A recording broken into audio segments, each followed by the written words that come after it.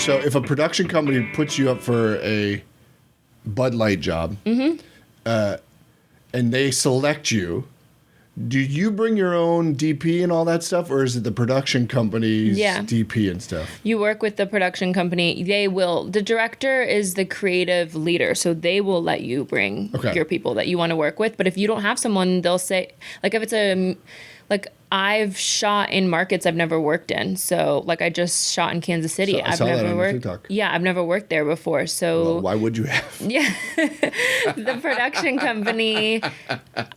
They brought their people, and I was like, yeah, sometimes they let me fly out someone if the job needs it, but I shot a New Kids on the Block commercial in Miami. And I got to bring my DP because it was a big job. It was a very specific tone. I made my case for why I needed her. We're best friends. The day's going to go. It was a hard day. Yeah. Like, the day's going to go better if we have a vibe. And then she worked with Miami crew. Got it. So, but to me, that's weird, like, to go to KC, just you, because, like, there's already weird power dynamics with the director, There is. It is. But, like, was that weird for you to, like, meet all these people at the shoot almost? Yeah, but that's part of your job is to get to know them, and and to let them do their thing, but then also communicate with them your vision. It's hard. I definitely like working with my crew if I can, but that's just kind of a part of it is that they just don't have the budget to bring all of your people. And I was on calls before, I met the production designer on calls before, I met the DP on so many calls. We get to know each other. We get dinner the night before the shoot. I didn't know the hair and makeup people before I got there because there wasn't a need for a call because it was really straightforward. But, there's 3 hours of setting up. You get to know each other. You talk about everything. This is the look. And they're like, okay, yeah. You're the creative leader on set. And they ultimately listen to your guidance. But you also, know to give... They're in creative positions, too. So you give them their freedom to do their thing and really shine. You're just there to be a lighthouse, basically. And... Speak on that. Yeah. What do you mean by lighthouse? Okay, so... I like this metaphor could be very good, I think. I say it a lot.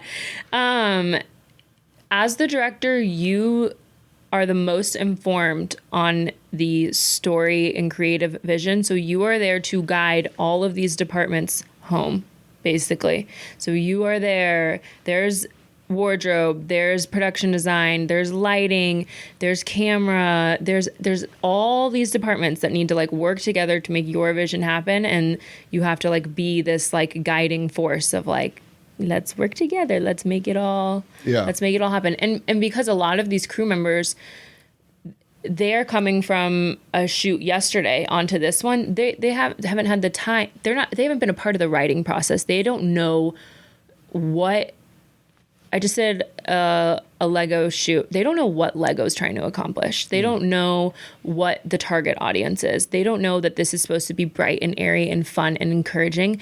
They don't have, because they were just shooting freaking Netflix the day before. So, they don't have the time. So you have to be there guiding them and explaining that and just making sure everyone is aligned. Yeah. I like that. That's good. Yeah. How important is to that degree, how important is tone on the set? And do you go out of your way or what do you do to make sure that I'm just talking about the, cross-functional tone of the set isn't a regimented. Oh, it's so important in my opinion. I've shadowed or co-directed or been on sets where there's just a totally different vibe and tone, and it's not how I think creativity thrives and productivity thrives. Sets is 12 hours, and or 10 hours, and if you are late or if you are over, that is costing so much money. You start going into time and a half. So you need to be productive, you need to be creative. And for me, that is having a very calm, direct, positive demeanor with everybody and making sure everyone kind of stays in that. I don't like yelling on sets. Also, the minute someone yells around an actor, you've lost them, in my opinion.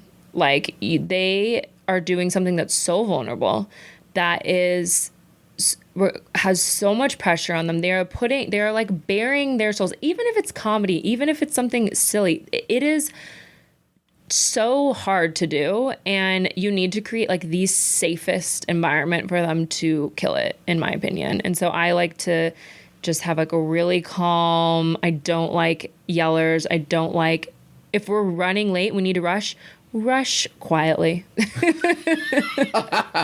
That, I mean, there can be like music playing and and like we can be focused and we can be like, okay, we need to move to the next one, and like we got to get this done. Like that is fine, you know. But the booming voices, the yelling at your DP, like, oh, you messed up, like that is crazy to me, and I will never be down for that. Yeah, that's not good.